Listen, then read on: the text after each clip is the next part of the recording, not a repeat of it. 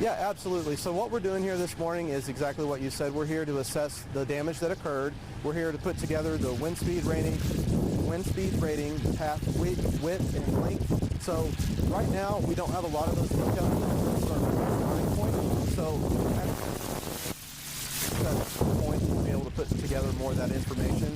But some of the damage we observed here in Sunbright, obviously several of the buildings have roof losses and wall collapses. So a lot of that will go into help determining the eventual rating later this afternoon once we compile all of that data. Sorry. What do you know about, Morgan County E911 confirmed there were no fatalities. Do we know if anyone's injured as far as structurally?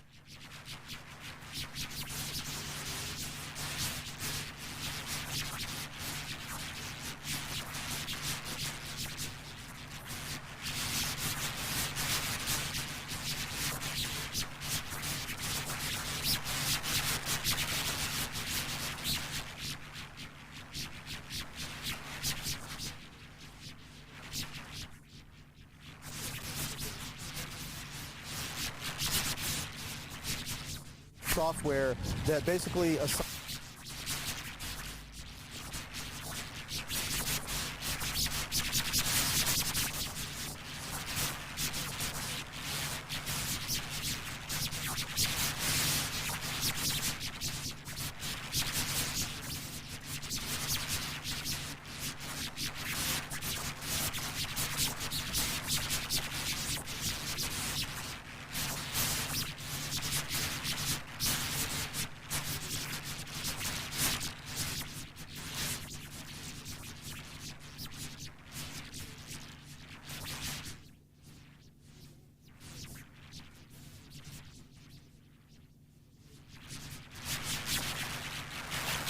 in the process for you guys?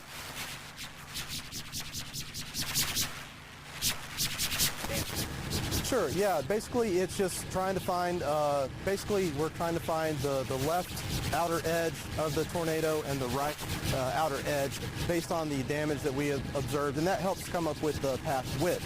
So as of right now, we haven't actually calculated it, but just eyeballing it here in the Sunbright area, looks to be about 100 yards wide or so, but we'll have to configure that here shortly with some of the data we've come up with. But yeah, it's just, picking the spots that seem like they have the worst damage and going through that software, assigning the damage indicators, coming up with the wind speed ratings, taking photos to document what we've seen, making notes, because all of that will be eventually put out in the public information statement later this afternoon, the official release to the media and everything. And we're just using all of this information this morning to help compile that for later today.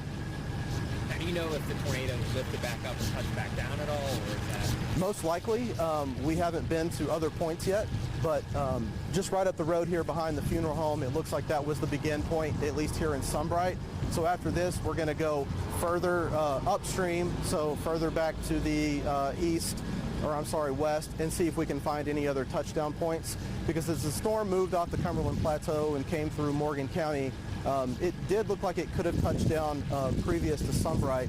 And then if we find that, we'll document it. But then from there, we'll keep heading east as the tornado it seemed to be fairly long track, and we do have some damage that is further downstream. So, but as of right now, this is the first point that we've seen, but it is most likely that there will be several other points associated with this tornado. So you guys aren't aware yet if it continued into Scott? Not yet. It's safe to probably assume that based on some of the damage reports we have, but we physically haven't visited that location yet. But based on the damage reports that we have and based on the radar data, it most likely did. We just haven't visited that location yet. Can you talk about some of the things?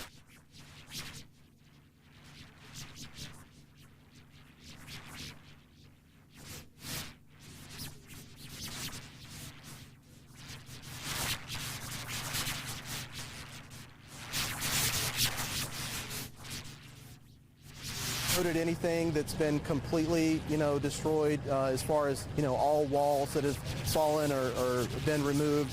So again, we use that in our rating system to help come up with damaged, but again, no structures that we've noted that have been completely destroyed, at least in this area. And I know you guys are also looking at trees. Have you seen lots of downed trees? What has that damage looked like? We've seen a few trees here right in this immediate vicinity. Several trees snapped, both softwoods and hardwoods. Hardwood trees that have been snapped and uprooted give a little bit higher wind speed rating, but it's still consistent with what we've seen from the structural damage. It's all lining up fairly well, pretty consistent in some of the preliminary wind speed ratings that we're coming up with. That's all I have. Do you have the specific numbers for wind speed by chance? Or It's all preliminary right now, so we're still assessing and collecting that data. So that'll come out later once we visit some more spots. And I think my last question is, do you feel, I mean, there were no injuries, it's a 500-person town, do you feel that people were properly warned ahead of time? Yeah, based on some of the early data, it looks like around 15 minutes of lead time for this tornado warning, which is really good. And, hopefully people were able to get the warning and take shelter as needed. We always like to tell people to have multiple ways to receive their warnings, whether it's, watching their local media, whether it's their smartphones getting notified through the wireless emergency alerts, but have several ways to get those warnings. So that way you do have the advance notice and are able to put your safety plan into place and take shelter. And yeah, thankfully, so far, like you said, no injuries, which is a great thing. So really, really happy to hear that so far. My last question, what does this storm look like in comparison to some of the other storms that you've assessed in East Tennessee? Pretty similar. I mean, honestly, I've done a handful of surveys over the years, and some can be different just depending on what type of structures you have involved. Did it go through a populated area? Is it more a rural area? And when you're looking at rural areas, a lot of times all you have to go on is trees. You don't have a lot of structures. But when you do have it move through a more populated area, you can more fine-tune some of those wind speed ratings because you have several structures to assess and assign damage rating to that. But nothing so far, completely out of the ordinary. It looks pretty consistent with, tornado damage that we've seen over the years. I have a question. Are you, with the amount of damage that we're seeing here, are you really surprised that the numbers of casualties, like injuries, loss of life, does that surprise you, or that there's a low number, unofficially, but are you surprised by that, or? Yes and no. No, because there was a lot of lead time for this warning. So in theory, people would have had time to take shelter and take precautions. But also yes, because it did move through a populated area and there was some pretty significant damage. So yes and no. But thankfully, like I said, we're not aware of any injuries at this time, and hopefully people were able to use that advanced lead time to put their safety plan into place and take shelter. I was kind of walking around, I missed it. What was the advanced lead time for the people to be? It was around 15 minutes. Okay, yeah. Thank you. I was... Yeah.